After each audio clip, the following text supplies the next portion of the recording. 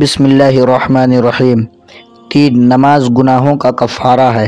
ہم نے ابراہیم بن حمزہ سے بیان کیا، کہا ہم نے عبدالعزیز بن ابی حازم اور عبدالعزیز بن محمد دراوردی نے یزید بن عبداللہ کی روایت سے، انہوں نے محمد بن ابراہیم یتیمی سے، انہوں نے ابو سلمہ بن عبد الرحمن بن عوف رضی اللہ تعالی عنہ سے، انہوں نے ابو ہریرہ رضی اللہ تعالی عنہ سے کہا کہ انہوں نے رسول اللہ صلی اللہ علیہ وسلم سے سنا، آپ صلی اللہ علیہ وسلم فرماتے تھے کہ اگر کسی شخص کے دروازے پر نہر جاری ہو اور وہ روزانہ اس میں 5 دفعہ نہائے تو تمہارا کیا گمان ہے، کیا اس کے بدن پہ کچھ بھی میل باقی رہ سکتا ہے؟